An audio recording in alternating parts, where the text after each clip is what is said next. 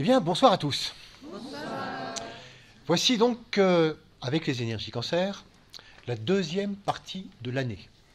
La deuxième partie de notre cycle de travail sur les défis de l'humanité. Et lorsqu'on rentre dans cette deuxième partie de l'année, c'est toujours un moment important d'intégration de ce qui a été fait.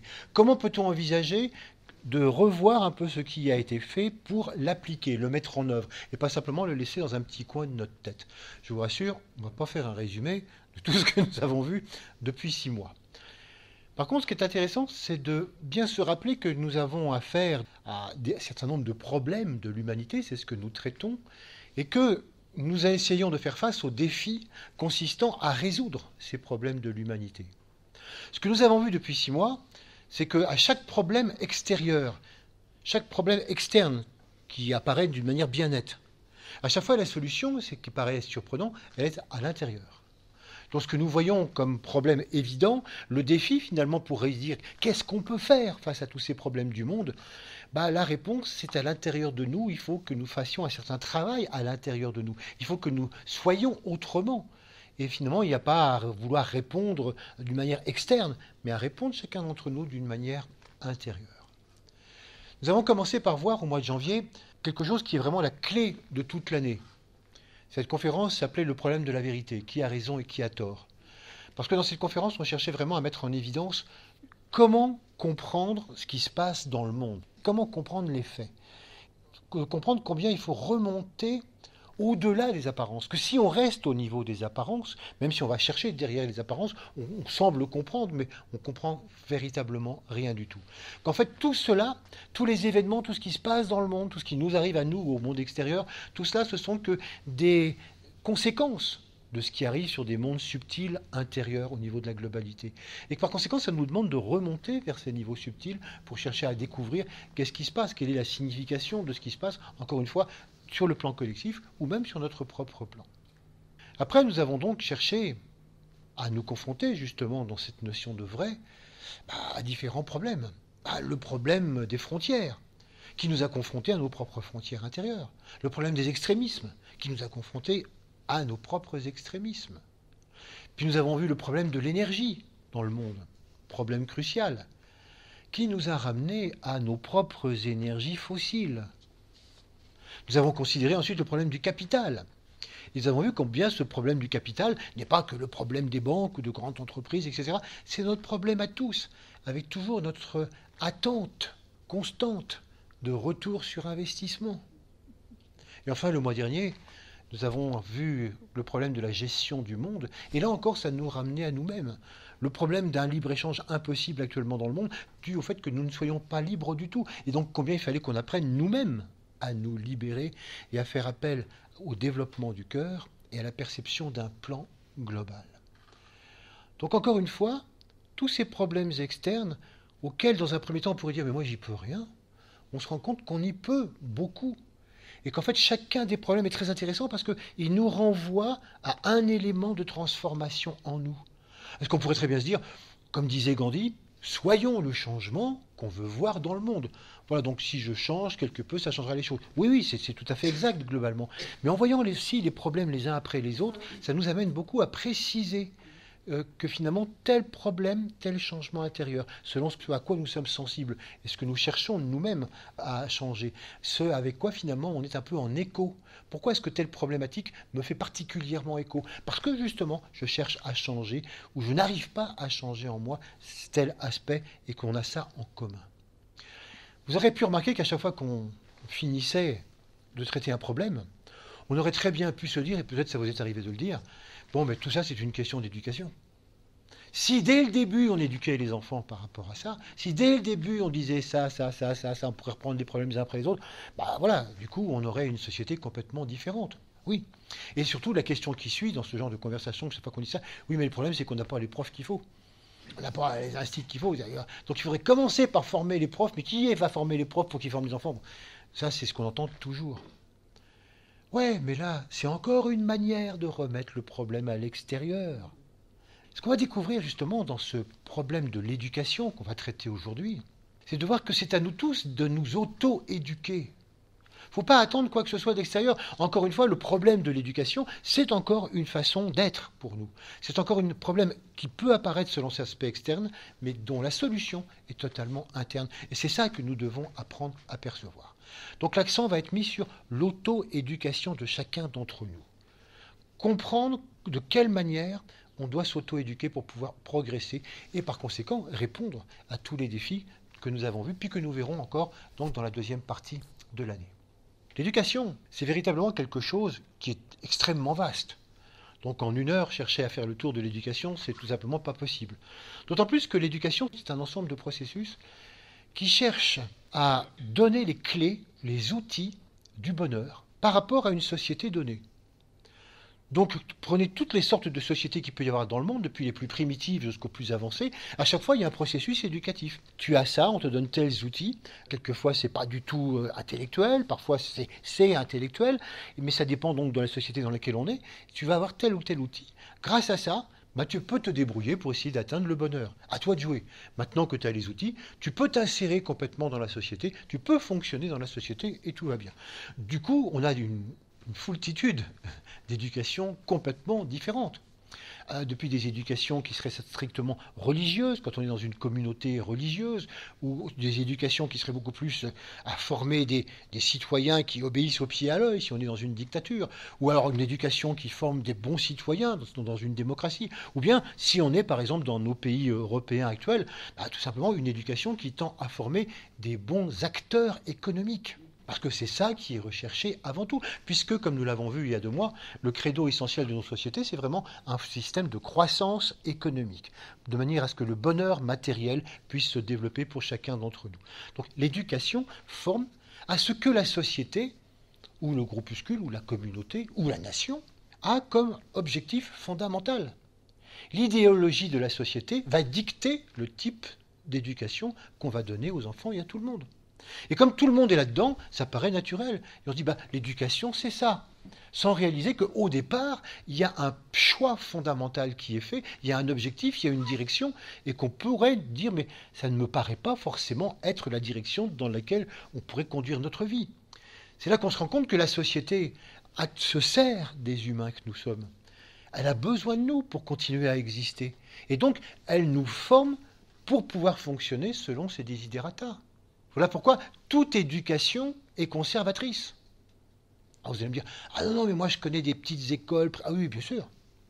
On connaît tous des parents, on connaît tous des écoles, on connaît tous des instituts ou des profs qui justement ne pensent pas du tout comme ça, ne sont pas normalisés et cherchent justement à dire l'éducation c'est vraiment quelque chose d'autre et on va chercher à la mettre en place par rapport. Mais là je ne traite pas de ces exceptions qui heureusement existent et qui sont un petit peu à l'avant-garde. Là je parle de ce qui se passe d'une manière générale. L'éducation, comme par exemple l'éducation nationale, est absolument conservatrice, au service de ce qu'a décidé la société. La société, c'est nous, mais depuis très très longtemps. Et c'est une espèce de phénomène d'ensemble dans lequel finalement le but de l'éducation, c'est de continuer à fonctionner dans ce sens-là. Il n'existe pas pour l'instant d'éducation d'avenir. L'éducation se fait toujours d'une manière complètement conservatrice. Imaginez dans notre société. Notre société a vraiment un objectif fondamental, il est répété presque tous les jours. Nous devons apprendre à produire plus pour pouvoir consommer plus. Et il faut apprendre à être compétitif. Ça, sinon, ça ne marche pas. Compétitif, consommer, produire. Grâce à ça, croissance. Grâce à ça, plus d'argent, plus de richesse. Imaginez donc que d'un seul coup, l'éducation nationale décide il est grand temps maintenant d'enseigner aux enfants que nous ne sommes pas sur Terre pour ça. Il faut donc maintenant enseigner aux enfants que la compétition est quelque chose qui doit être dépassé et remplacé par la coopération. Il faut enseigner aux enfants que la consommation n'est certainement pas un but et qu'il y a autre chose à faire dans sa vie que de la consacrer entièrement à un métier qui va nous faire gagner de l'argent pour pouvoir consommer de plus en plus, qu'on peut imaginer d'autre chose. On pourrait dire, mais ils sont fous. Je veux dire, ce serait une société qui se tire une balle dans le pied. Ça veut dire que c'est vraiment éduquer des enfants à la fin de cette société. Pourquoi pas? Peut-être qu'un jour on arrivera effectivement à ce genre de choses. Pour l'instant, c'est tout simplement pas imaginable. Pour l'instant, la société ne conçoit une éducation que lorsqu'elle va dans son sens et que finalement c'est un processus qui tend à faire perdurer les choix de société qui ont été faits. Donc l'éducation est bien au service de la société, pas forcément au service de l'individu. C'est là où on voit qu'il va y avoir des choses évidemment à changer. Ça, c'est l'éducation telle qu'on la conçoit maintenant. Et on va pouvoir peut-être maintenant penser à autre chose, à une autre histoire, à sortir justement de ce mode de conservation. On a vu depuis le début de l'année combien la notion de groupe, la notion d'ensemble est de plus en plus présente.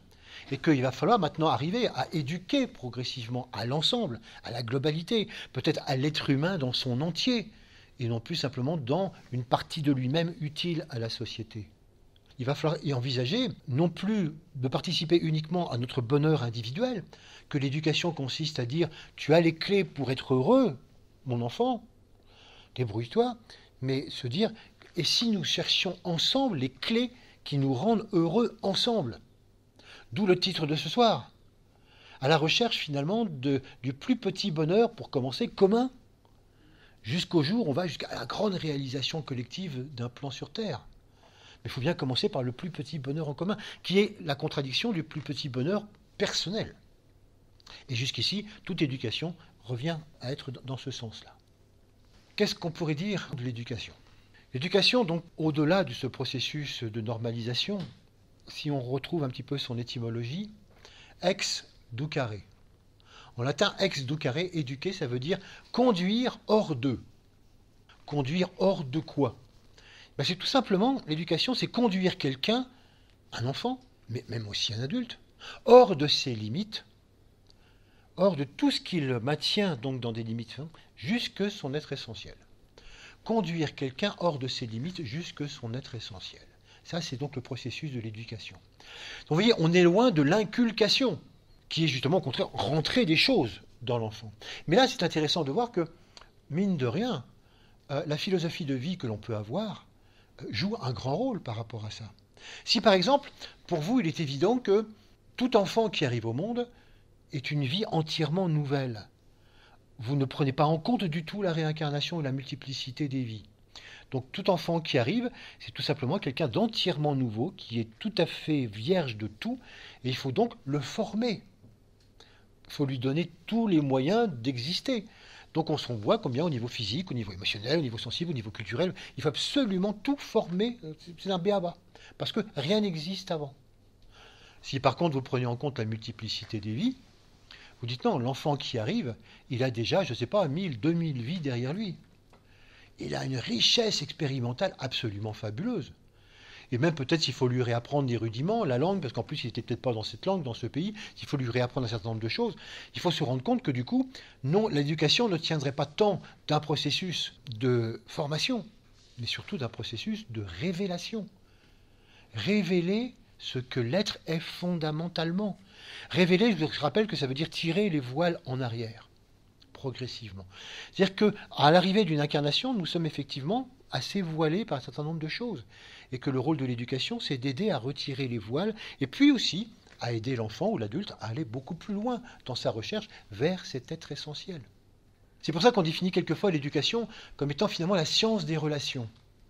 La science des relations, juste. Pourquoi ? Parce que c'est d'abord mettre en relation les différents corps physiques, émotionnels, mentaux, les coordonner chez l'enfant, chez l'adolescent, les coordonner de telle manière qu'ils agissent comme une espèce d'unité en tant que personnalité, et ensuite de mettre en relation la personnalité et le monde de l'âme, jusqu'à ce que tout ceci soit en relation mutuelle. Et lorsqu'on est une unité en relation avec nos différents corps, on est aussi en relation avec nos proches, et puis on est en relation ensuite avec le monde dont on fait partie. Un processus de relation intérieure, un processus de relation extérieure qui s'étend de plus en plus, on pourrait dire que l'éducation est un processus qui nous révèle dans ce que nous sommes fondamentalement et qui nous apprend à nous relier à nous-mêmes et à l'environnement le plus large. Ça, c'est comme ça qu'on pourrait imaginer l'éducation. À un moment donné, il y a un autre mot qui prend le relais. Au bout de l'éducation, quand on a découvert qui on était, il y a un mot qui apparaît, c'est le mot initiation. Et alors, initiation, étymologiquement, c'est entrer dans. Les initiations, suivre des initiations, s'initier soi-même, c'est entrer dans un domaine, et là plus particulièrement, entrer dans le monde de l'âme. Vous voyez un petit peu cette suite entre éducation et initiation ? L'éducation nous amène à sortir de nos limites inférieures pour rentrer en correspondance avec l'être que nous sommes fondamentalement. Et dès qu'on voit cet être fondamentalement, maintenant il s'agit de s'initier et d'entrer de plus en plus dans cet être. On quitte un petit peu les aspects de l'éducation pour rentrer dans l'initiation. Là, je vous le montre un peu comme un fondu enchaîné. En réalité, c'est plus complexe. En réalité, en nous-mêmes, on commence déjà à aller de plus en plus dans le monde de l'âme et à initier un peu ce processus, tout en continuant de s'auto-éduquer, parce qu'il y a bien des choses à mettre en place donc en bas. Donc ce sont deux phénomènes qui se conjuguent, mais qui sont vraiment intéressants à voir donc l'un avec l'autre, éducation et initiation. Il est donc temps maintenant de voir quels sont les éléments fondamentaux de cette nouvelle éducation. Le premier élément intéressant, c'est d'arriver à développer conjointement l'importance de l'individu et l'importance de l'ensemble. Il faut bien réaliser que dans l'éducation, au tout début, dans les premiers éléments, il n'y a pas d'éducation à l'individu. Dans ce qu'on appelle le premier monde de conscience, en conscience de dépendance, on éduque une tribu, on va éduquer une communauté, on va éduquer une petite société, un certain nombre de comportements qui sont tout à fait inhérents à cette société. Et là, dans cette société-là, ce qui compte, c'est naturellement, c'est les familles, c'est la tribu, c'est la communauté, c'est la survie de ces éléments-là, et on ne cherche pas du tout à donner une éducation particulière à des individus. Quelquefois, ça se développe jusqu'à avoir un État. Et on sait très bien que dans certains États, ça a existé, puis ça existe toujours, des États tout à fait autoritaires, totalitaires, on pourrait même dire, eh bien l'individu doit totalement se plier aux intérêts de l'État, et donc il est corvéable à merci, il peut être éventuellement massacré si on lui demande d'aller se rendre à la guerre, tout ça au bénéfice de l'État. Donc l'individu ne compte pas. On a connu ça et on le connaît encore malheureusement. La vie individuelle n'a que très très peu de valeur. Ce qui compte, c'est la communauté, c'est l'État, c'est la nation, telle qu'on le décrète. De nos jours, donc, dans nos sociétés, nous sommes arrivés maintenant, au contraire, à éloigner cela et à donner une grande importance à l'éducation de chacun d'entre nous.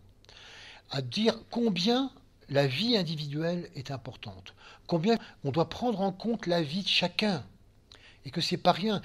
Mais c'est important parce que du coup, à la suite de cette éducation, c'est vrai qu'on a pu développer tous nos corps, on a développé la personnalité, et on est devenu enfin des individus autonomes, des individus qui se sont spécifiés, qui existent et qui se sont différenciés des uns des autres. Et à partir de là, on commence nous-mêmes, à partir de cette importance, à voir combien nous sommes importants. Ma vie est importante. Et ça se sent complètement dans nos sociétés. Où on voit que par exemple maintenant on est prêt à se faire opérer à nouveau à 90 ans pour gagner 6 mois de vie, parce que c'est 6 mois de vie. On ne veut quand même pas mourir à 90 ans. C'est dire que maintenant on est prêt à dépenser quelquefois des fortunes simplement pour l'individu, tellement il se considère comme important. Et c'est là qu'on voit tous les avantages, naturellement, de cela. C'est que cette éducation était une réussite extraordinaire. Nous sommes autonomes, financièrement, émotionnellement, mentalement. On arrive véritablement maintenant à pouvoir dire, moi, je suis le produit d'un certain nombre de choses, mais j'ai réussi à m'autonomiser complètement. Et donc, j'existe. C'est vraiment une réussite de cette éducation. Mais nous en voyons aussi vraiment tout ce qui ne va pas. C'est-à-dire l'augmentation de l'égoïsme. On est maintenant devenu une société complètement du chacun pour soi, totalement égocentrique, dans lequel ce qui est important, c'est ce que je fais, c'est ma vie, c'est mon bonheur, c'est moi.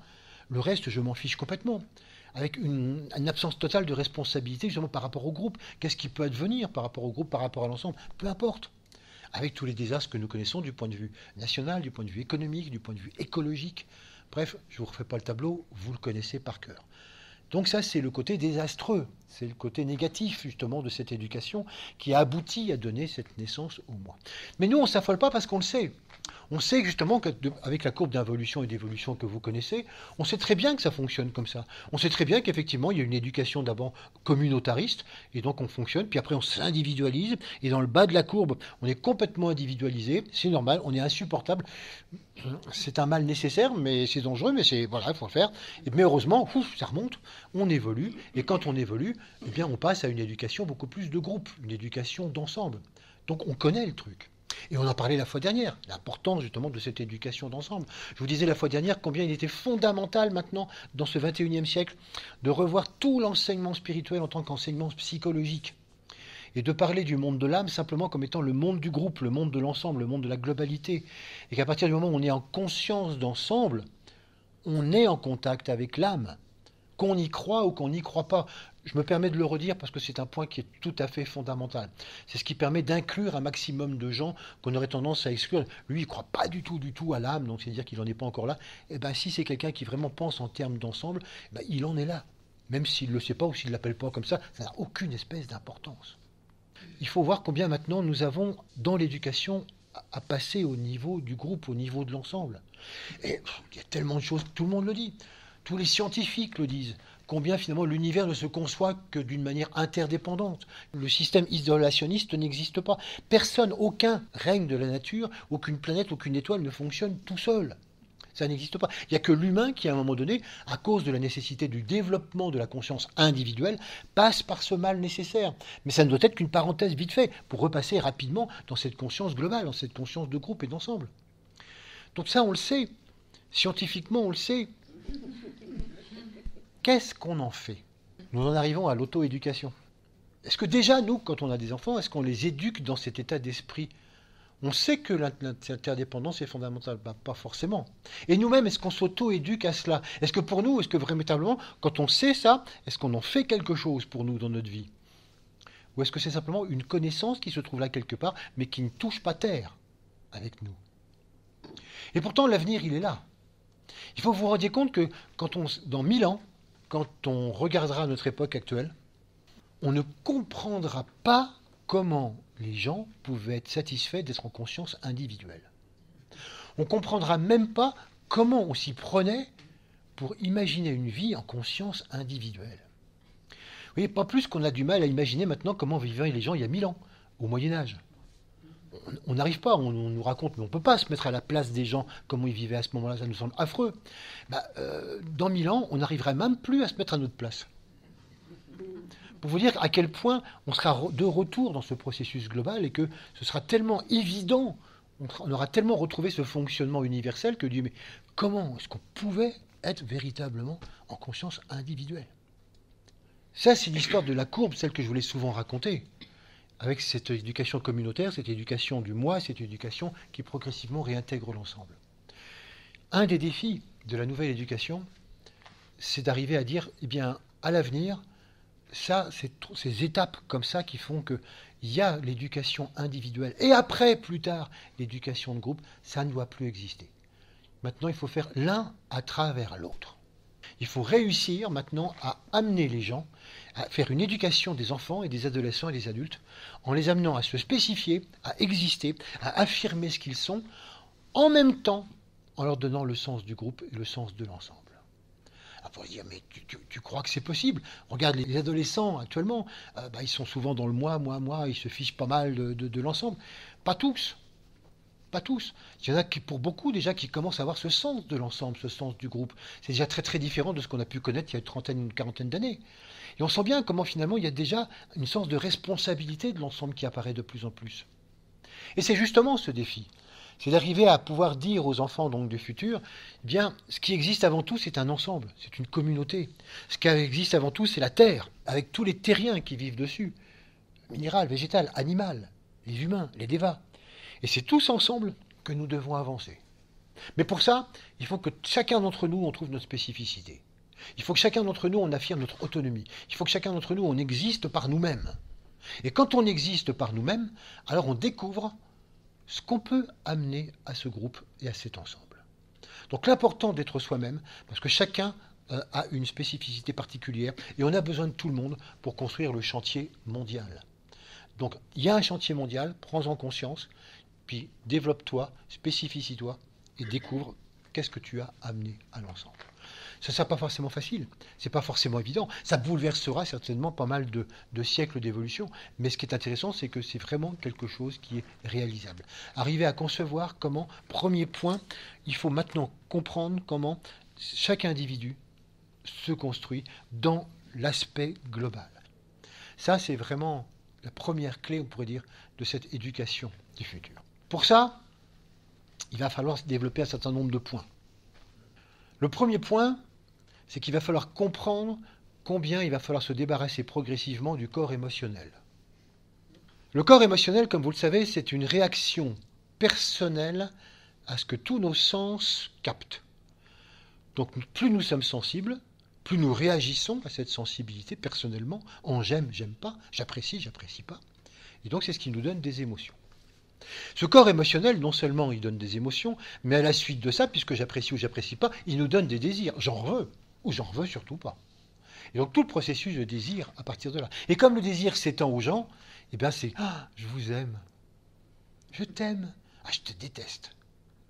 Vous voyez donc comment ce corps émotionnel est quelque chose qui est fondamental dans ce que nous vivons, puisqu'il nous donne tout notre processus émotionnel, depuis les émotions les plus belles, les plus hautes, les plus spirituelles, les émotions les plus viles, ou les émotions les plus basses, ou les émotions de terreur, de peur, etc. Toutes les émotions. À partir de là, c'est ce qui est toute notre vie de désir. On a vu il y a 2 mois à quel point ça prenait de la place, cette vie de désir. Et puis troisièmement, l'affect, l'amour, la passion. Donc c'est vraiment quelque chose d'énorme. Et on dit, mais et tu voudrais qu'on se débarrasse de ça? Je veux dire, mais si tu nous retires ça, tu nous retires tout. Dans l'état actuel des choses, oui. C'est pour ça qu'on ne peut pas vraiment bien comprendre comme ça.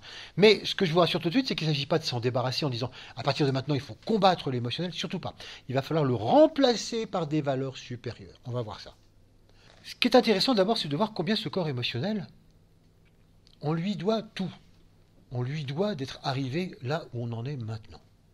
C'est lui qui nous a construits. C'est lui qui nous a spécifié. Combien de fois on s'est aperçu que justement émotionnellement on n'avait pas les mêmes réactions que les autres, combien on n'avait pas les mêmes goûts, et que les goûts et les couleurs ça ne se discute pas, et que finalement peut-être sur 7 milliards d'individus, il y a 7 milliards d'appréciations et de goûts qui peuvent être même subtilement différents des uns des autres. Donc c'est ce qui a contribué à nous construire, à pouvoir dire, voilà, moi je suis comme ça, j'aime ça, je désire ça, et puis je t'aime toi, puis je déteste l'autre, etc. Voilà, c'est vraiment notre vie dans son ensemble qui se définit par ce corps émotionnel. Ce corps émotionnel nous a appris justement à réagir par rapport à ce qui était des dangers, par rapport à ce qui était intéressant, à sentir par où il fallait aller, par où il fallait évoluer. C'est ce corps émotionnel qui nous a donné le sens des valeurs. Ça vaut plus que ça. Et Dieu sait si on en a goûté des valeurs. C'est le sens qui nous a donné le goût de la vie et qui continue de nous donner le goût de la vie. C'est le sens qui nous a appris ce premier pas qu'on appelle l'amour affectif. Premier pas vers l'amour impersonnel, vers lequel on va de plus en plus.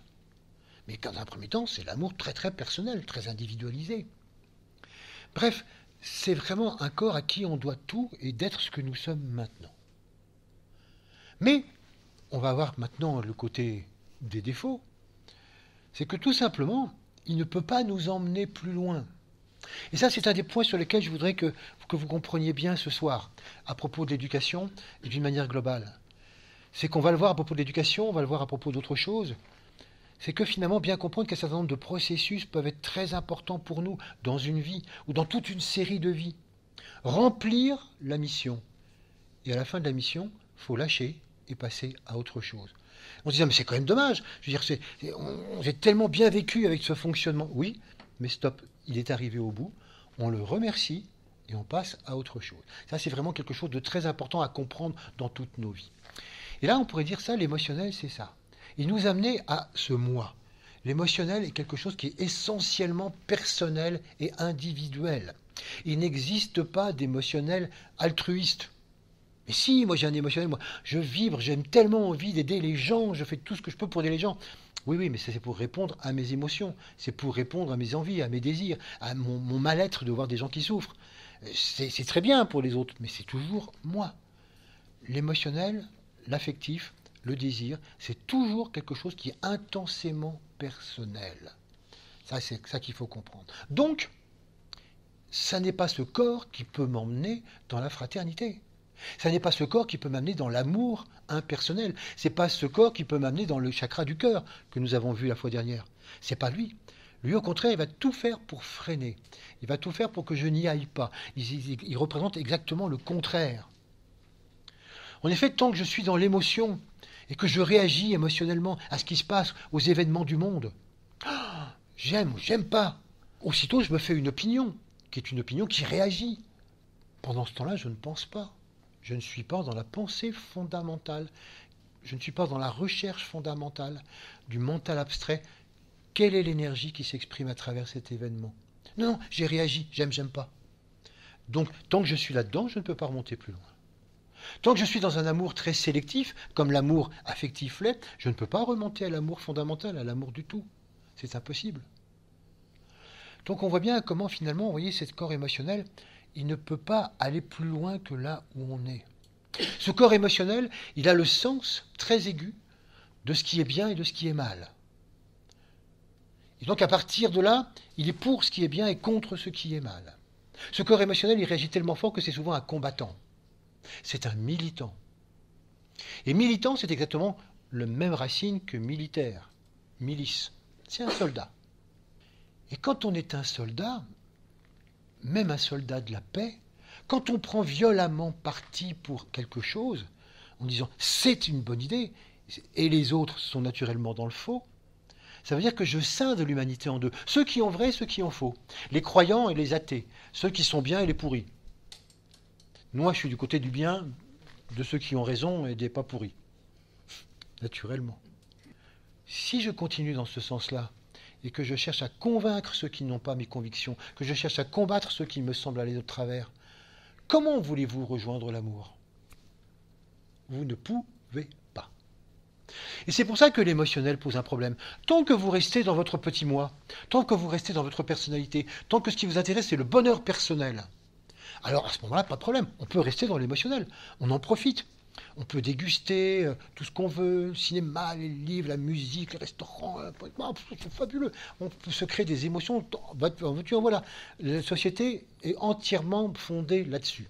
Rendez-vous compte à quel point, si vous d'un seul coup vous réalisez combien il faut diminuer progressivement l'émotionnel, vous vous coupez de l'idéologie majeure de toute la société, pour laquelle vivre, c'est être émotionnel. Si vous avez des passions, si vous ressentez plein de choses, si vous vibrez, si vous avez plein de désirs, si vous consommez, vous êtes dans la vraie. Ok, on peut ne toucher à rien. Si vous dites non, mais moi je voudrais aller au-delà. Alors si vous voulez aller au-delà, il faut franchir la porte et dire que finalement, la porte de l'émotionnel, il va falloir la laisser derrière soi très très très progressivement, sans rien combattre. Alors c'est là on pourrait dire, mais quand même, c'est important l'émotionnel, c'est grâce à ça qu'on a des valeurs, tu l'as dit tout à l'heure, c'est grâce à ça qu'on a des croyances, et que ces croyances, c'est important de les défendre. Mais des croyances, ce ne sont pas des idées, ce sont des suppositions personnelles, ce sont des choses qui me font émotionnellement du bien. Moi, j'ai une intime conviction de ça. On peut dire, mais est-ce qu'il ne faut pas avoir de croyances? Pas du tout. On peut avoir des croyances, mais simplement les prendre pour ce qu'elles sont, à savoir simplement des hypothèses partielles d'idées, à partager avec d'autres, parce qu'elles sont forcément partielles, puisque ça ne concerne que moi et mon appréciation des choses et de la vie. Et donc, je n'ai pas à convaincre les autres de mes croyances, simplement, ça peut être un élément important à partager avec d'autres. Comment, ensemble, on peut construire ça? On dit, mais à ce moment-là, c'en est fini de tous les militants. Oui, plus vous quittez l'émotionnel, vous ne pouvez plus être militant.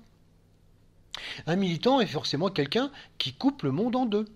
Il est forcément du bon côté et ceux contre lesquels il milite sont forcément contre. Un militant, c'est forcément quelqu'un qui considère qu'il y a le bien d'un côté et le mal de l'autre, même s'il combat pour la paix. Regardez le mot que je viens d'employer. Je combats pour la paix. Comment voulez-vous rejoindre l'amour? Alors c'est là souvent les gens disent, mais écoute, les militants, pourtant, c'est grâce à eux qu'on a obtenu un peu plus de justice sociale. C'est grâce à eux qu'il s'est passé plein de choses. C'est grâce à eux qu'on a fait des révolutions. C'est grâce à eux qu'on a bouleversé des choses, qu'on est arrivé vraiment à tellement d'acquis. Une société plus juste. Oui, exact.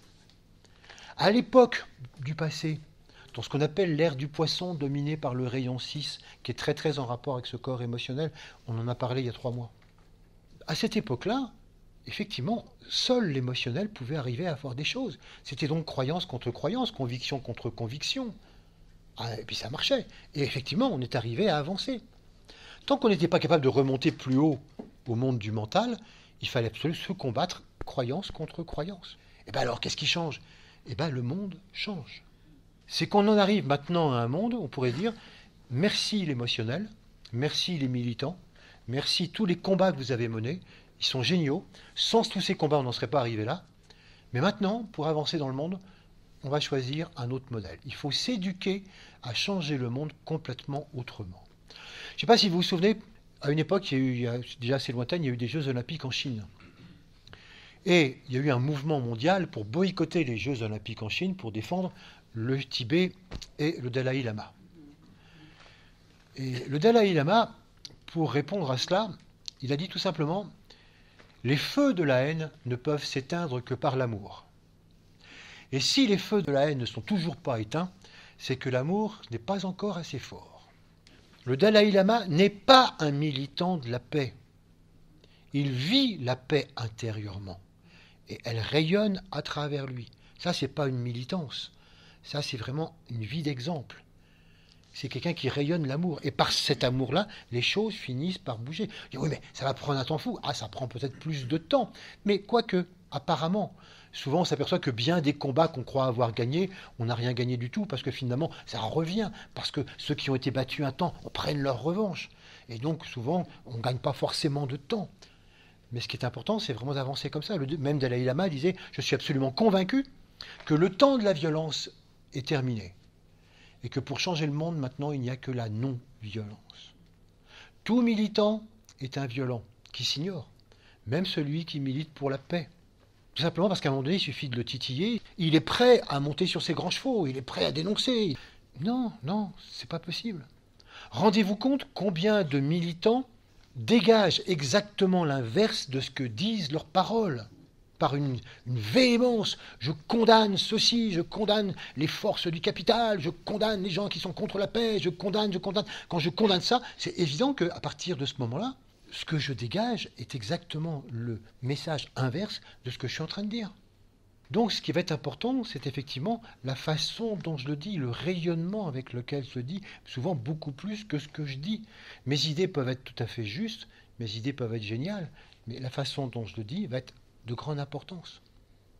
Ce qu'il faut donc concevoir maintenant, c'est que l'humanité est prête à s'éduquer, à changer le monde par l'amour, par l'unité. Et c'est pour ça que vous ne verrez jamais aucun sage prendre parti pour quoi que ce soit ou qui que ce soit. Vous ne les verrez jamais finalement militer dans un sens ou dans un autre. Parce que justement, ils ont un petit peu de l'avance sur nous et qu'ils ont compris que seul le fait de rassembler, seul le fait d'unir peut véritablement maintenant faire avancer l'humanité. Mais avant, on ne pouvait pas. Hein. C'est là où il y a une nouveauté. Avant, on ne pouvait pas. C'est pour ça qu'il ne s'agit pas de critiquer les militants, il ne s'agit pas de critiquer le processus émotionnel, il s'agit de dire, maintenant, c'est fini. Et pas dans tous les pays. Il y a des pays où encore la force d'amour n'est pas suffisamment puissante. Donc il y a encore des beaux combats à venir dans certains pays. Mais dans ce qu'on pourrait appeler les pays dans lesquels nous vivons et dont nous avons la responsabilité, en Europe par exemple, nous avons maintenant suffisamment commencé à développer la notion d'unité, d'interdépendance, d'amour. On a commencé à tenir compte de tout. Et c'est se rendre compte que c'est en fonctionnant comme ça qu'on va pouvoir de plus en plus avancer. Voilà pourquoi il faut concevoir que l'émotionnel est un excellent fonctionnement passé et qu'il faut maintenant réussir à s'éduquer, à fonctionner tout à fait différemment. Pour ça, ça va nous demander de développer le mental. Puisque je disais, il ne s'agit pas de combattre l'émotionnel, il faut le remplacer par autre chose. Le mental. Développer le mental, j'en parlais. Vous savez que le mental a, pour simplifier, deux parties majeures. Et qu'il est naturellement beaucoup plus riche que ce qu'on en croit, nous. Pour nous, le mental, c'est simplement l'aspect concret. L'aspect qui sert à analyser, synthétiser, faire des inductions, des déductions. Ce genre de mental, il est remarquablement bien développé par l'école telle que nous y souscrivons. Donc c'est vrai que ça, pas de problème. Ce mental, il fonctionne bien avec les mathématiques, les dissertations, les connaissances, tout va bien. Quand même, il y a de l'évolution. Quand même, maintenant, à l'école, depuis quand même un certain nombre d'années, on s'est rendu compte, par exemple, que c'était peut-être pas utile de bourrer la mémoire des enfants, étant donné que maintenant l'information sur Internet est complètement disponible partout. Il faudrait peut-être finalement fonctionner autrement. Et que les outils du bonheur, ce n'est pas forcément d'avoir une bonne mémoire. Et donc on se rend compte de plus en plus combien, à l'école, il faut apprendre à chercher. Où est l'information? Apprendre à chercher. Et puis deuxièmement, développer également le goût de la recherche. Parce que ça, c'est pas du tout évident, d'avoir le goût de la recherche de l'information. Donc donner le goût de la recherche et apprendre comment la chercher. Mais tout ça, c'est rien s'il n'y a pas le troisième aspect. Et ce troisième aspect, c'est qu'est-ce qu'on fait de ça? Qu'est-ce qu'on fait de cette connaissance? Qu'est-ce qu'on fait de tout ce que nous apprenons? Qu'est-ce qu'on fait de ce savoir? Oh, dans l'éducation traditionnelle, c'est facile. Eh bien, grâce à cette connaissance, grâce à ce savoir, vous pouvez avoir un métier, vous pouvez savoir ceci, vous avez une culture, vous pouvez briller socialement, vous pouvez parler de toutes sortes de choses, vous êtes capable de vous intéresser à d'autres choses. Bref, grâce à ça, vous avez des applications nombreuses. Vous voyez comment à partir du mental, j'acquiers des choses et grâce à ça, j'applique. Naturellement, j'applique d'une manière concrète. Par contre, ce qu'il nous faut développer maintenant, ce qu'on ne fait pas du tout à l'école, ni la plupart du temps à la maison, c'est quelles leçons tirer de ce savoir. Quand on regarde les informations, à la télévision, vous écoutez les informations à la radio, quelle est votre attitude par rapport aux événements du monde? 999 fois sur 1000, c'est une attitude émotionnelle. Ou bien on aime ou on n'aime pas. On dit mais c'est affreux ce qui se passe. On dit oh, c'est super, moi j'aime bien, etc. Une fois qu'on a passé notre petite dose d'information, on est passé par toutes les couleurs, du j'aime à j'aime pas. Même chose si vous allez sur Internet. Et on se refile sans arrêt des informations qui font plaisir, ou c'est scandaleux, ou faut écrire, faut voter. Bon. Ce n'est que des réactions émotionnelles. Vous tirez quoi de tout ça en tant que leçon? C'est là où le mental, vous voyez, qui ne descend pas. Je tire quoi de ces informations? Une application? Non. Je tire quoi de tout ça comme philosophie de vie, comme morale? C'est quoi? Qu'est-ce qu'on peut comprendre de supérieur à ce niveau-là? Au lieu de dire, tiens, je vais appliquer... Ça me fait penser à quoi? Ça me fait remonter en quoi? Et ça, c'est souvent quelque chose qu'on ne sait pas faire. Notre mental ne sait pas faire ça. Regardez combien de fois dans notre propre vie, sans aller chercher les informations, nous répétons sans arrêt les mêmes choses sans en tirer jamais les leçons fondamentales. Combien de personnes peuvent dire oh, moi, combien de fois j'étais en couple et tu as tiré fondamentalement les leçons, pourquoi ça n'a pas marché? Ah oui, ça n'a pas marché parce que l'autre il était comme ça. Ou parce que, bref, une leçon événementielle, donc aucune leçon. Alors que fondamentalement, si ça n'a pas marché, c'est qu'il y a quelque chose de très fondamental à comprendre. Et tant que je ne le comprends pas d'une manière ou d'une autre, ça ne marchera toujours pas. Je peux répéter 10 couples, 15 couples, ça n'a aucune importance, ça ne marchera toujours pas. C'est remonter qu'est-ce qu'il y avait à comprendre derrière ça. Remonter ça. Et ça, c'est le mental supérieur, c'est le mental abstrait. Même par rapport au boulot, par rapport à tous nos événements du quotidien, on est sans arrêt confronté à des réussites, à des échecs. Qu'est-ce qu'on en fait en termes de leçons, en termes de philosophie de vie? Qu'est-ce qu'on en comprend? La plupart du temps, on aurait simplement « Oh, c'était bien. Ah, là, j'ai eu de la chance. Là, j'ai pas de chance. » Puis ça se répète en plus, j'ai pas de chance. Puis là, du coup, je suis tombé malade. Enfin, qu'est-ce qu'on tire comme leçon? Rien. Vous vous rendez compte si, dès le début, nous-mêmes, puis les enfants, nous en auto-éducation, puis après en éducation, on éduquait à sortir une philosophie, une leçon de vie de tout ce qui se passe en nous, autour de nous et dans le monde. C'est ce que nous essayons de faire cette année.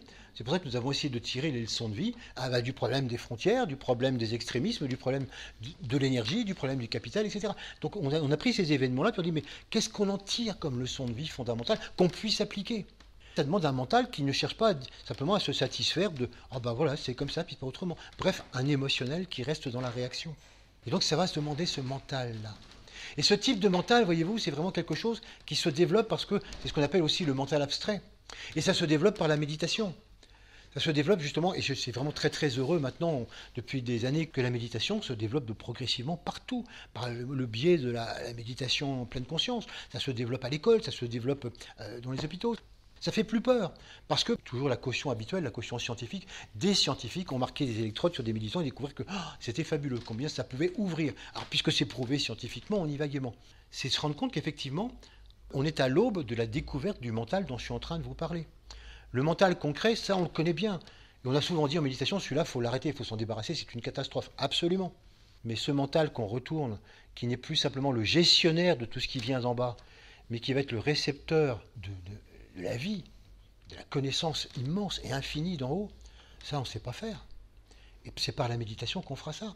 Et la méditation qu'on peut enseigner à des enfants ou à nous-mêmes, c'est en dehors de toute connotation religieuse. Un processus éducatif pur jus. Comment développer ce mental nouveau, qui nous met dans le monde des causes fondamentales. Parce que c'est ça le truc.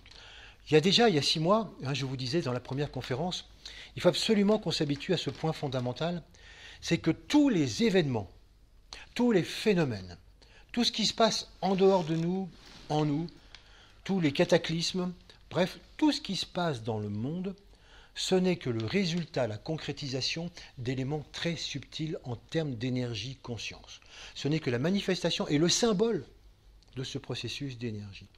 Et que si on veut comprendre quoi que ce soit à ce qui se passe dans le monde et en nous, il faut remonter absolument pour trouver ces lois, ces principes et ces énergies conscientes. Sinon, on reste dans l'ignorance totale et on reste complètement dans l'émotionnel et on reste donc dans le moi. Comme je viens de vous le montrer, l'émotionnel, c'est synonyme de moi. Tant que je suis dans l'émotionnel, je ne peux pas bouger du moi. L'émotionnel altruiste ou l'émotionnel de groupe, ça n'existe pas. C'est toujours moi. C'est intéressant de voir que quand on est dans l'émotionnel, nous ne voyons pas le monde tel qu'il est, nous voyons le monde tel que nous sommes. C'est ça le problème de l'émotionnel. Pour se sortir de là, il faut vraiment réussir à développer ce mental qui est la porte de sortie et qui nous permet d'émerger. Alors là, on comprend le monde différemment. Et si je comprends le monde parce que je dis, tiens, mais ce qui est en train de se passer, c'est ça, c'est telle idée, c'est telle énergie. Du coup, je m'aperçois que j'ai plus de réaction émotionnelle. J'aime, j'aime pas. On s'en fiche de savoir si j'aime ou si j'aime pas. C'est ainsi. C'est là qu'on découvre finalement la vraie connaissance.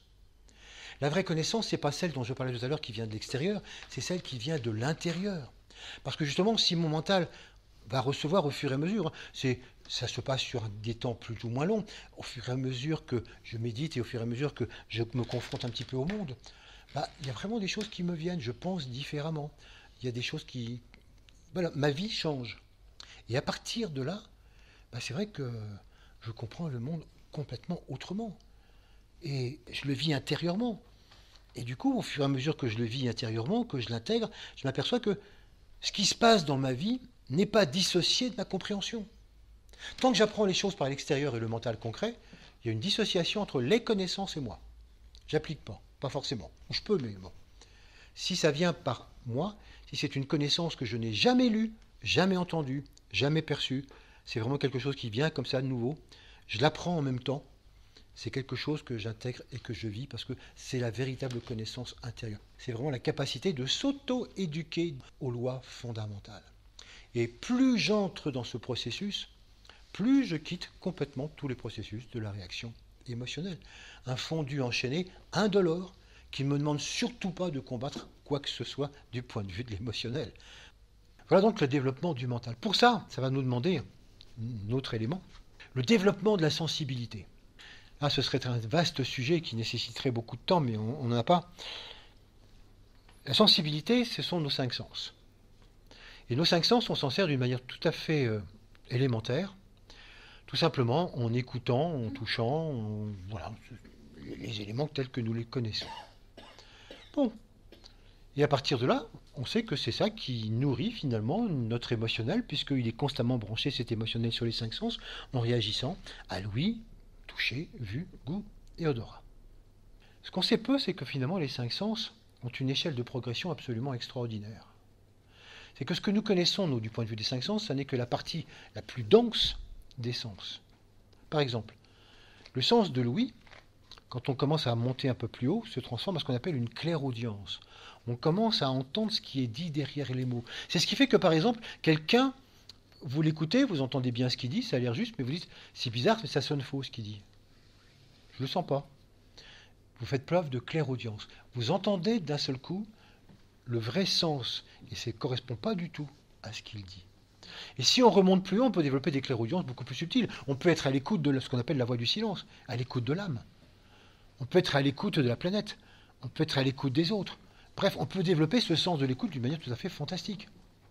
Même chose par rapport au sens du toucher. Par rapport au sens du toucher, on connaît les impressions tactiles. Mais on peut aussi développer bien d'autres sens du toucher. On peut arriver justement à percevoir combien on peut toucher l'âme. Ne disons pas qu'on a un contact avec l'âme. Mais qu'aussi, on le voit bien par exemple quand on fait de l'ostéopathie ou quand on fait du magnétisme ou quand on fait certains processus comme ça, combien on peut avoir un toucher subtil. Combien on peut voir, sentir le corps éthérique de quelqu'un, combien on peut percevoir ses énergies, combien on peut toucher les énergies d'un arbre. Bref, il y a tellement d'éléments qui peuvent être touchés autrement que simplement par le contact dense. Même chose par rapport à la vue. Beaucoup de gens, de plus en plus, voient le corps énergie, voient pourquoi pas l'aura, l'astral. Les enfants, même tout petits, voient beaucoup l'aura et l'astral. Ils nous regardent un petit peu sur les côtés, tiens, et couleurs bizarres. Bon. Après, on le perd parce qu'on leur dit, mais non, arrête tes bêtises, ça n'existe pas. Ah bon, alors, donc on se ressente. On va t'acheter des lunettes, tu vois, il va avoir plus clair. Voilà. Et donc, c'est vrai que tout ça, ce sont des choses qu'il faut qu'on retrouve. Et du coup, on retrouverait le monde complètement autrement. Vous vous rendez compte, si on arrive maintenant à se rendre compte véritablement par le toucher, ou par la vue, ou de toute autre manière, que nous ne sommes pas séparés des uns des autres, qu'il y a toutes sortes de filaments, il y a toutes sortes d'énergies qui circulent en permanence entre nous, et dans l'espace, constamment. On s'apercevrait que finalement, mais la séparation n'existe pas. Mais on le verrait, comme on dit. Je l'ai vu de mes yeux vus. Ben oui. On le sentirait, on le vivrait. Et là, ça changerait complètement notre approche de la vie. Ce serait totalement différent. Même chose par rapport au sens du goût, qui nous donne un discernement extraordinaire. Arriver à discerner justement les valeurs entre elles, les idéaux des idées.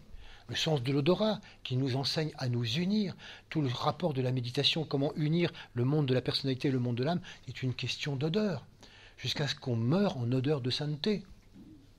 Ce processus des sens est un processus prodigieux qui nous demande justement de dire et si on développait un peu plus notre sensibilité.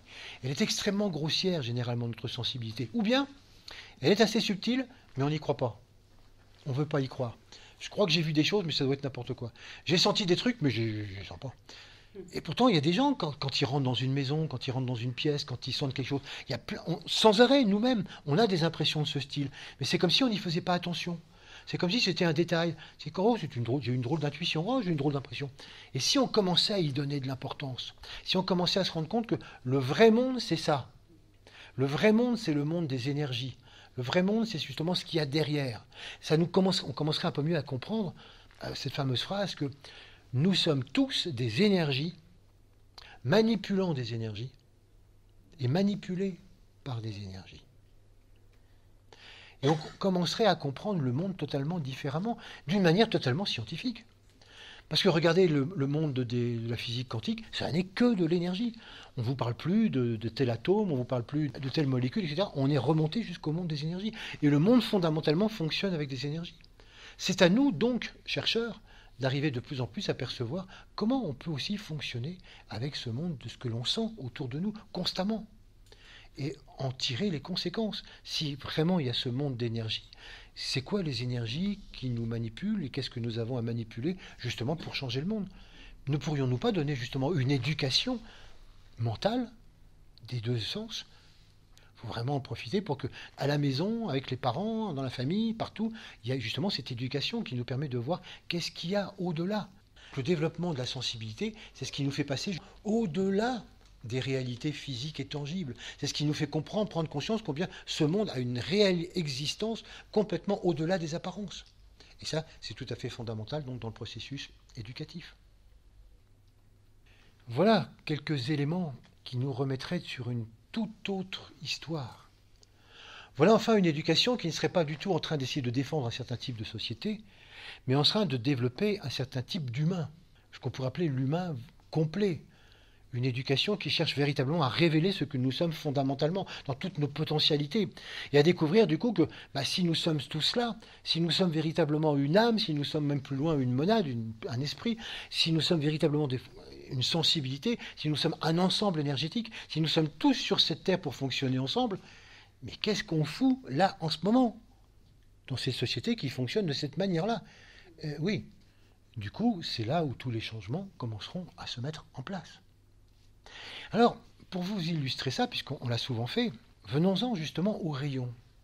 On a vu que derrière tous les événements, il y avait des énergies, et que ces énergies étaient qualifiées donc de cette manière. Il y a 7 rayons. Nous avons déjà vu le rayon 4 avec le problème des frontières, le rayon 6 avec les extrémismes. La fois dernière, on a vu le rayon 3 avec la gestion du monde. Là, je voudrais que vous jetiez un petit coup d'œil avec le rayon 7. Le rayon 7, c'est un rayon bizarre, on l'appelle le rayon de magie blanche ou le rayon de l'ordonnancement. Il est particulièrement en rapport avec le plan physique. Et il est particulièrement important parce que justement, c'est le rayon qui est en train de prendre la place du rayon 6. C'est pour ça qu'on est en train de changer de monde, complètement, et qu'on ne s'y retrouve plus. Le rayon 6, il nous a amené, encore une fois, là où nous sommes maintenant. C'est grâce à lui que tout ce système de valeurs s'est développé, que l'humanité est devenue véritablement porteuse d'idéaux et qu'elle progresse comme elle a progressé maintenant. Ce rayon suisse, donc, on lui doit beaucoup de choses. Mais maintenant, eh bien, il se retire, ça n'est plus sa saison. Mission accomplie. À la place vient le rayon 7. Est-ce que c'est dans la continuité exacte? Oui, d'une certaine manière, mais dans les formalités, non, c'est même complètement différent. Autant le rayon 6 était un rayon très idéaliste, un rayon justement dans lequel ce qui était important, c'est d'avoir le bon idéal et de combattre pour ce bon idéal, quitte à donner sa vie, tous les autres ayant faux. Le rayon 7 se fiche éperdument des idéaux. Il va chercher au contraire à remonter beaucoup plus aux idées fondamentales. Qu'est-ce qui doit être? Comment est-ce qu'il faudrait penser ce qui est exact? Et comment à partir de là, il s'agit de le descendre et de le matérialiser. C'est un rayon donc de concrétisation d'idées, de matérialisation de principes. C'est un rayon extraordinairement pragmatique, qui se méfie énormément, comme je viens de vous le dire, justement, des positions de principe. La première qualité fondamentale du rayon 7, c'est justement le pouvoir de créer. Donc on entre dans une société où il ne s'agit plus simplement, vous voyez, d'aspirer à des idéaux, ce qui a été vraiment fondamental, parce que si on n'avait pas ces idéaux, on n'aurait pas de quoi créer maintenant. Donc vous voyez la suite logique quand même des choses. Donc, mais maintenant, le rayon 7 dit, ces idéaux que vous avez depuis un certain temps, mais qui ne sont pas là, l'idéal de fraternité, on va mettre en place. Et donc ce côté formel, ce côté efficace, c'est ce pouvoir de créer. Donc on va rentrer dans une société très pragmatique. Et c'est pour ça que quelquefois, certains parents idéalistes de l'ancienne école voient avec affolement leurs enfants pas du tout idéalistes. Mais nous, on s'est battus pour des valeurs. Ah ouais, pour nous. Mais qu'est-ce que vous allez faire? Nous, on va mettre en place des choses, on va changer les choses dans cette société, mais sans forcément faire appel à tel ou tel idéal. On va essayer de faire qu'est-ce qui marche, qu'est-ce qui fonctionne. Avec une deuxième qualité fondamentale, le pouvoir de coopérer. La notion de groupe, la notion d'amour. Le rayon 6 travaillait tout seul. Le rayon 6 travaillait tout seul et généralement il aimait bien fédérer avec lui un certain nombre de personnes et qu'il dirigeait. Le rayon 7, il ne sait travailler qu'en groupe. Il ne sait que travailler ensemble. Il sait très bien que finalement chacun est porteur d'un élément et que c'est seulement ensemble qu'on peut arriver à faire quelque chose. Je vous donne juste un exemple. C'est ce qu'on appelle le cinéma, le 7e art. Et ce 7e art est très en rapport avec le rayon 7. Je prends comme exemple le film Avatar, parce que c'est un record dans le genre. Il a fallu à peu près 1200 personnes pour faire ce film. Parce que les ambitions étaient énormes, il a fallu véritablement recréer entièrement une planète, une civilisation. On a fait appel à des sociologues, à des anthropologues pour créer une langue crédible, un artisanat nouveau. Des choses qui quelquefois n'apparaissent même pas, ou à peine, à l'écran. Donc sur très peu d'heures de film, c'est rien du tout. Et pourtant, il a fallu des années de travail, 1200 personnes. C'est un vrai travail de groupe. Si on résume, on dit « Ah, c'est le film de James Cameron ». Non, c'est le film d'un groupe. C'est le film de 1200 personnes. Des centaines de personnes qui ont collaboré pour qu'à un moment donné, ça puisse exister. Ça, c'est l'esprit vraiment du rayon 7. Eh bien, cet esprit du rayon 7, c'est vraiment ça qui va apparaître maintenant de plus en plus. On sait chacun qu'on a simplement une pièce du puzzle et qu'il faut trouver tous les autres avec lesquels on va coller nos pièces de puzzle de manière à ce que ça puisse coller et qu'on avance ensemble. Le travail individuel, la création individuelle, c'est terminé avec le rayon 7. Mais naturellement, le rayon 6 se défend bec et ongle. C'est vrai qu'entre les deux, c'est un fondu enchaîné, mais quelquefois un fondu déchaîné. Parce que, évidemment, c'est des systèmes totalement différents et opposés. La troisième qualité du rayon 7, c'est le pouvoir de penser. Le pouvoir de penser ensemble. Non pas le pouvoir de penser de l'un qui dit aux autres ce qu'il faut faire, mais comment ensemble on peut se rassembler pour rassembler nos pensées. Peu importe vos opinions, vous avez tous vos croyances en ceci, vous croyez en cela, mais si on laisse un peu de côté nos croyances et puis qu'on cherche à se rassembler autour de qu'est-ce qui serait intéressant de faire par rapport à telle ou telle créativité, alors on va bosser ensemble et ensemble on sera beaucoup plus efficace. Ça, c'est l'énergie du rayon 7 qui est en train de prendre la place donc, dans le monde de celle du rayon 6. Et c'est pour ça qu'on a affaire vraiment à beaucoup d'orages entre ces deux fonctionnements. Très intéressant pour chacun d'entre nous dans notre éducation, d'apprendre à repérer ce qui est de l'un ou de l'autre. Parce que nous devons aller maintenant vers de plus en plus cette énergie-là. Nous devons nous éduquer, nous auto-éduquer à aller vers cette énergie de rayon 7, parce que c'est l'énergie d'avenir. Et laisser de plus en plus de côté l'énergie du rayon 6 en la remerciant. Parce que c'est grâce à ça que la suite maintenant est possible. Pour vous donner un exemple, c'est un risque que je prends, hein, mais allons-y. Je voudrais parler des élections récentes en France. Naturellement, je ne vais absolument pas vous parler des idées des uns ou des autres. Là, dans mon propos, je n'en tiens strictement aucun compte. Je ne vais même pas vous dire que telles idées sont meilleures que les autres. Vous voyez que là, en faisant ça, je rentre dans l'ancien système. Si je vous dis « je suis de droite », eh ben forcément, je mets tous les gens à gauche, à dos. Et donc, je ne suis pas dans l'amour. Si je vous dis « je suis à gauche », pareil. Donc finalement, affirmer comme ça ce en quoi on croit, ça n'est pas du tout travailler dans l'amour. Donc c'est certainement pas faire avancer les choses. Or, nous avons vu débarquer un homme étrange qui s'appelle Emmanuel Macron. Et ce personnage a provoqué quelque chose d'assez exceptionnel. C'est la première fois en France qu'on vit ça. Les Français, à travers lui, se sont initiés au rayon 7. Je ne dis pas que lui est rayon 7, j'en sais rien, et puis peu importe. Disons que les Français, parce que c'est nous qui avons fait le travail, se sont véritablement initiés à un fonctionnement rayon 7. Voilà quelqu'un qui dit, eh bien, je ne suis ni de gauche ni de droite, ou plus exactement, je suis et de gauche et de droite. Évidemment, tous les émotionnels et tous les systèmes habituels disent, c'est strictement impossible. Ou tu es de gauche ou tu es de droite.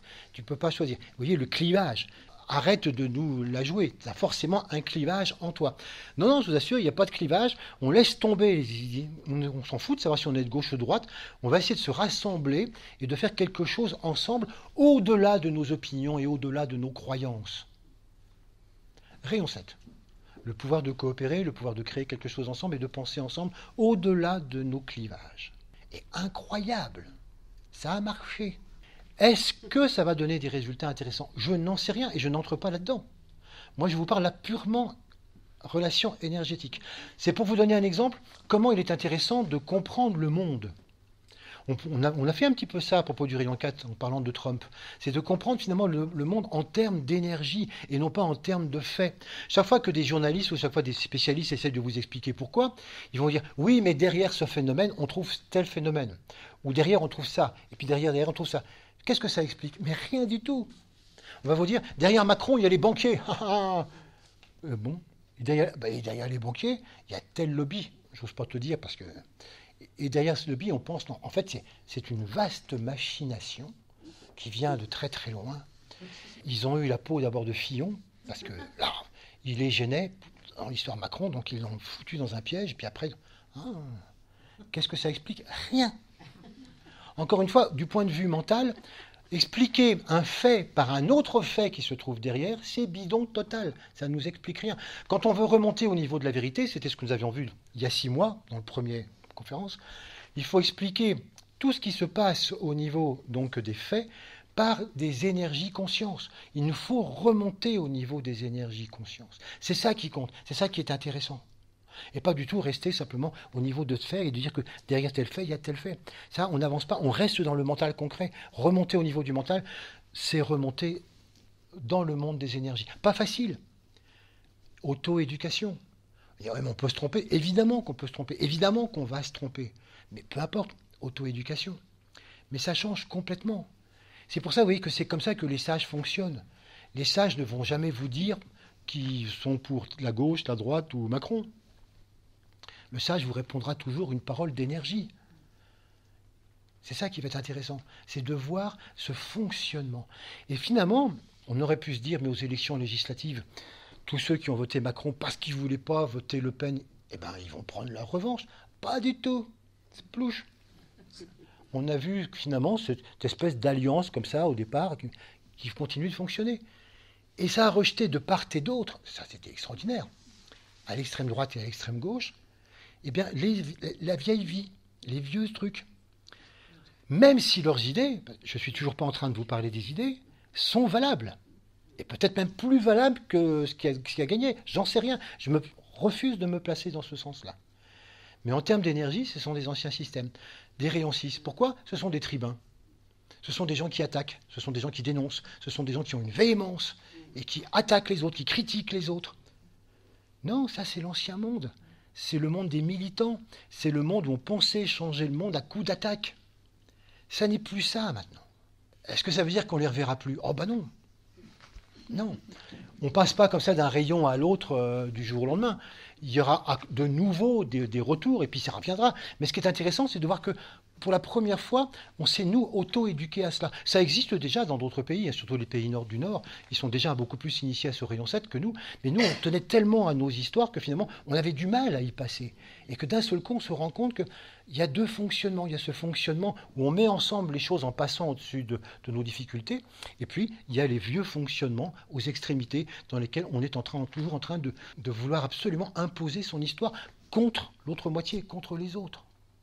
Alors c'est là on peut dire, non mais attends, non mais tu veux pas parler d'idées, mais quand même.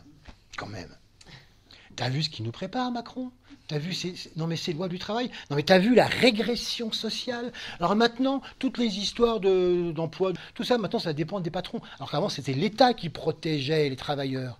Régression, vieux monde. Vous voyez ce système-là? Ça veut dire que je suis toujours persuadé, ce qui a été certainement vrai, qu'il faut un système patriarcal, l'État, pour défendre les gentils travailleurs contre les vilains patrons tout pourris. La lutte des classes. Je ne suis pas en train de me moquer parce que oui, c'est vraiment quelque chose qui a existé et qui peut certainement encore exister, c'est évident. Mais ce monde évolue. Je ne sais pas si vous vous mettez un peu au courant de toutes les évolutions qu'il y a dans le monde de l'entreprise, mais c'est absolument fabuleux. Pourquoi ce monde n'évolue-t-il pas? Pourquoi est-ce que le monde n'avancerait pas? Bon, hein? Il y a des livres, il y a des colloques, il y a des conférences sur le monde de l'entreprise, c'est fabuleux. Des gens qui disent c'est fini, le temps de la machine, le temps de l'entreprise, le temps du patron qui décide tout, ou même le patron en tant que père de famille, etc. Maintenant, il faut qu'on trouve l'entreprise qui est une forme de vie et qui vit par elle-même à travers tous ses organes et qui fonctionne comme ça. Mais il y a des choses révolutionnaires dans le monde de l'entreprise. Vous seriez absolument scotché si vous arriviez vraiment à pouvoir lire ce genre de choses. Mais on en reparlera un jour parce que c'est vraiment important. Ce monde-là évolue. Donc encore une fois, dire d'un côté, il y a le patronat qui ne pense qu'au fric et qui va reprendre le pouvoir sur les ouvriers, et les ouvriers, les pauvres malheureux, il n'y a plus personne pour les défendre. Mais c'est l'ancien monde. Heureusement que tout le monde évolue. Heureusement que tout le monde a des qualités et des défauts. Heureusement que les ouvriers sont maintenant beaucoup plus puissants. Et puis heureusement que les patrons maintenant, eux aussi, ils avancent aussi dans les autres mondes. Ils sont plus simplement que dans le deuxième monde. Mais bien sûr qu'il y aura encore des injustices. Bien sûr qu'il y aura encore des abus. Mais il y aura aussi de tellement belles choses.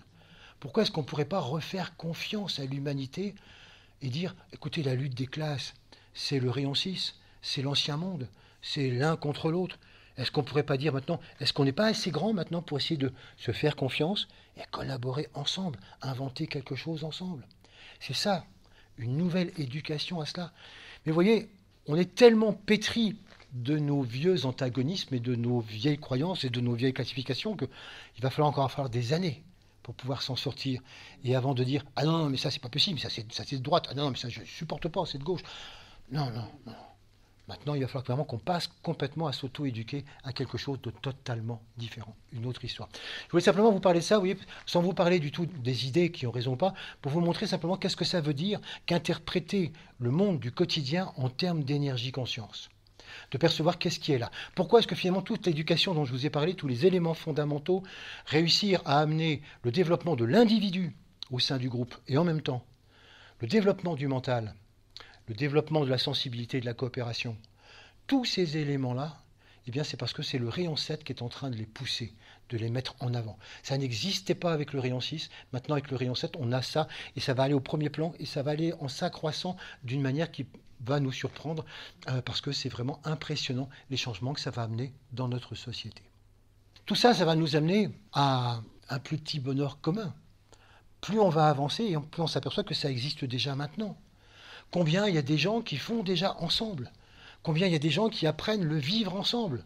Oui, c'est possible.